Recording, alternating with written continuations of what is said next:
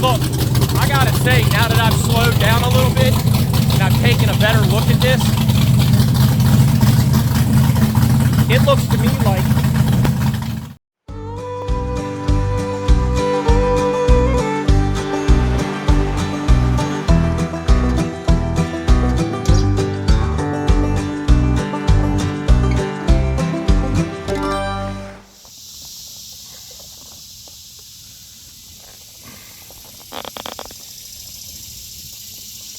Where's Jack, my dog?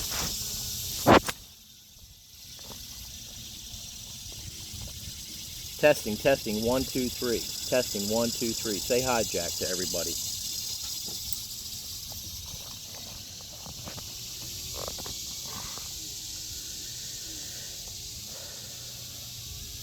Good morning, everybody. Speedboat Maniac 410. Welcome to the channel and to the semi-daily vlog of whenever I can get myself together and smack something together. Hopefully you can hear me over the locust. I don't know what it is. What do they call it? The 14-year locust or 7-year locust, but it seems like we have locusts every 2 years. They're grinding up some trees and branches a couple of streets over a tree company. So if it gets a little loud, then sorry. Real quick, and I mean real quick, I'm going to take the boat out again today on another sea trial. We've already tested what we tested with the crossover lines, not the crossover lines, you know, the intake lines, switching them from one header to the other and opposite, from, you know, the inboard side of the intake to the outboard side to the opposite side of the headers, crossing them over. We did that test. And nothing changed with that header and tailpipe that was failing. So that tells me there's a clog or a restriction in either the header or the tailpipe, okay? The header's new, so I would like to think that, you know, the new CMI header is not faulty and it's moving enough water. So what I thought, in my, you know, crazy thinking, which I do quite often, more process of elimination. Why can't you do it in the backyard? Why don't you just do it with a garden hose? Because we've already done it with the garden hose. And I gave the tailpipe an A-OK after it was welded and water was flowing, and yeah, man, it's all good to go, it's all good to go. Guess what? It ain't good to go. So what I'm going to do is put the lines back the way they were with the A and N fittings, you know, the compression fittings, the dash 12 or whatever they are, they call them, back on the intake and on the proper header. So this side of the engine will feed that header, this side of the engine will feed that header. But then what I'm going to do is I'm going to take the lines that are coming out of the headers that go into the tailpipes, and I'm going to run lines from there to the opposite tailpipe and from there to the opposite tailpipe to eliminate the header that's turning gold, that it has a flow problem, so that I will know, okay, you know, the header on that side will be getting warm when that tailpipe gets restricted. So we're just kind of going down the line, kind of eliminating one thing at a time. So this is the last thing to do. Now look, we're obviously leaning, man, we can't guess anymore. You know, we got to do these real life experiments and have the boat on the water, run it for a good 5, 10, 15, 20 minutes and not try to kill it, because we know it'll die. We already know it's overheating. But that's what I'm going to do today. So I ain't going to go over and show you how we're going to put the lines back together and make you guys sit through a 27-minute video where you want to end up, you know, choking yourself out. Like, what am I doing at 1 o'clock in the morning watching this nutty guy working on this boat over and over again? Seems to be getting nowhere. But we are getting somewhere. So we're going to be out on the water. I'll run the footage again once we get out there and see what's going on with the crossover lines. Just one more step. And then once we know, okay, and again, I don't want to put the cart before the horse, because I've done that before. We were talking about the water neck possibly failing. We're talking about lowering the pickups, and all those things are good things to look at, but we're narrowing it down to we can't get enough water out of this header and or just the tailpipe on that side because it's so long in the 90s, so we're narrowing it down. Once we get to that point, if it does happen, if it does, it's a big IF. We're going to have to remove the tailpipe, like we already talked about. I had a couple suggestions. Joey said they've done that before in the past also. Keith Snow from Terrible 1 and 2 boat down on the Emerald Coast. He comments down, and a lot of guys with a lot of knowledge. Tim, Keith, Michael, a lot of you guys giving me, you know, different advice that have been very helpful. You can take this pipe, the tailpipe, okay, even though it's all welded up again, we got to cut off the crossover tube, you know, relatively close. You can either weld a bung on it or just weld the fitting back on after you're done. I'll probably just do that. Once you cut it off, punch it down. I know we already shared that in another video, but it's important to talk about. That's what our next step would be. Get the tailpipe off, punch it down so more water can get into the pipe. You don't want to damage the pipe. You just want to get more clearance where the water is coming in. It's not trying to wrestle to get flow. And then Joey said, and so did Keith, in the back of the tailpipe, drill some holes in the inner pipe at the top, like 4 or 5 3/8-inch holes with a die grinder, because it's stainless steel, and I don't know how you would get a drill in there, you know, with you know, a curve on it, but you know, maybe an air tool with a special bit that will chew through stainless steel, which, again, I ain't a metallurgist, but something that would make me some holes at the top of the inner pipe, and hopefully whatever is restricting that pipe being so long. Alan said that before, you know, 6 months ago. Wes, it's a long tailpipe, it's harder to cool. Well, harder to cool is one thing, but if it's just plain got a restriction, or it's so long that the water can't flow because the clearances between the inner pipe and the outer pipe are so tight, it's not going to flow like it's supposed to. That's what we're doing. So we're going to drill holes in the back of the tailpipe. And again, I'll be working my way through all of that within the next few days.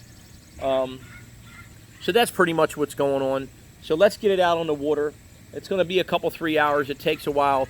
And also my jack in the front of the boat, the Fulton jack, the 2,500 or 5,000 pound Fulton jack. The cable snapped on it. Nothing happened. The boat didn't fall, but Amazon Prime, $89. I got to get a new one coming. Man.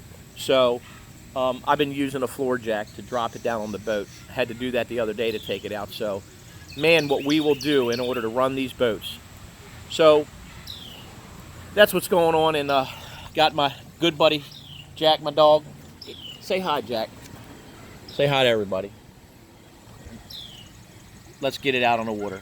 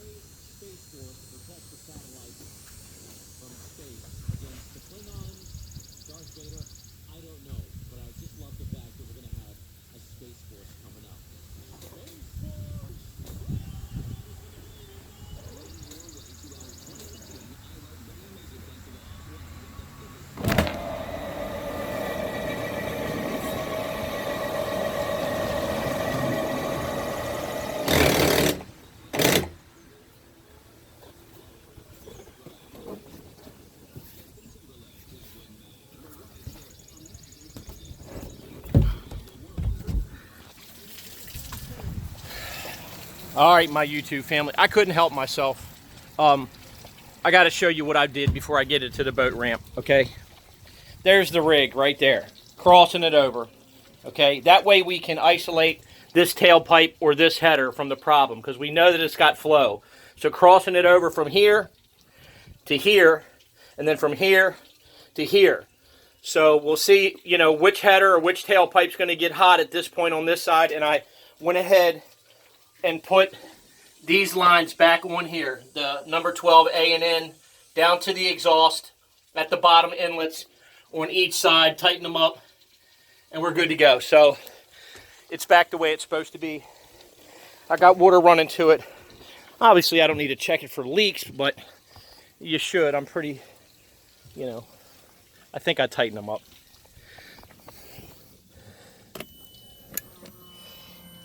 Fuel pump, fuel pressure comes up. She's in neutral. Give it a one pump of fuel, see what it does.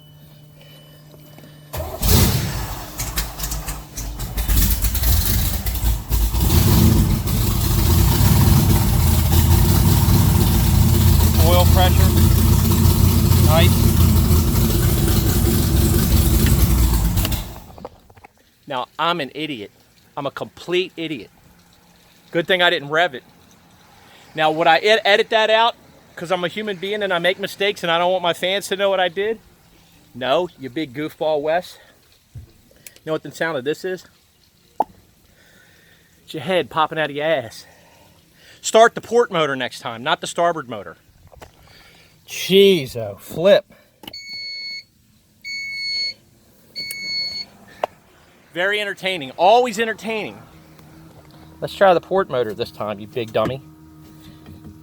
Okay. Fuel pressure.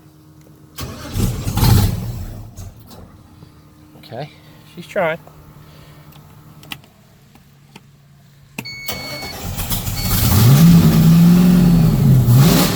Yeah.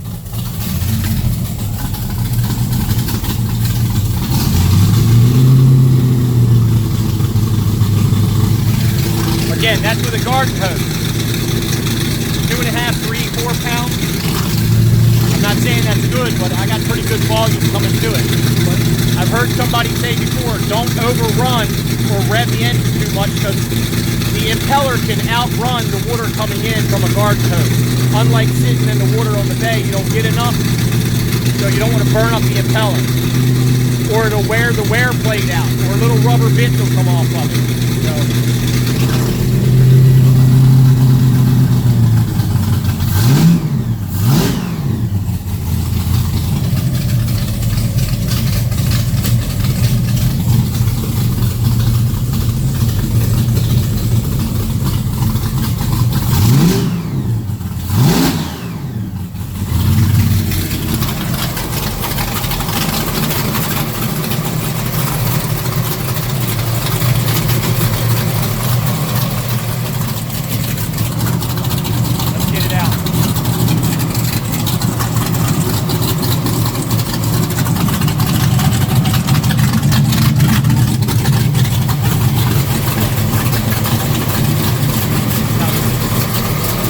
both of these are going to be hot because obviously you just have a garden hose to them. They're not going to be cool to touch.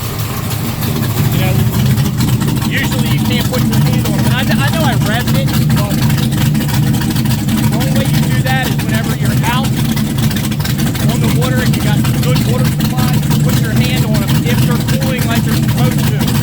After it's been sitting for a couple, 3 minutes, pulling in fresh seawater and exchanging the heat, you can put your hand on the tailpipe and on the collector. You should be able to. And not cook an egg on it.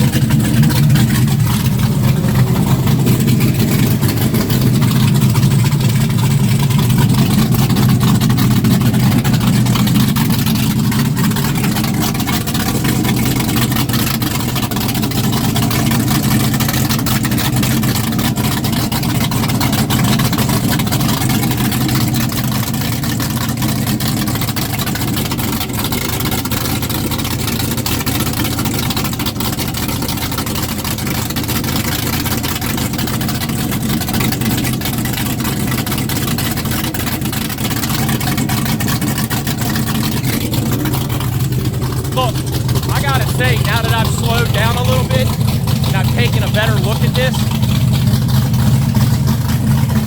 it looks to me like that tailpipe doesn't have a lot of water coming out of it. Even with the hose to switch. Yeah, there's water coming out of it, but it's not as much as the one on this side. Maybe that's an obvious thing from all along. So, again, without sounding like we're talking about the same thing over and over, now we're getting it closer to finding out. I'm 99% sure we got a tailpipe issue for the 99th time. Let's get the boat out, now that I made you sit through this for another 10 minutes.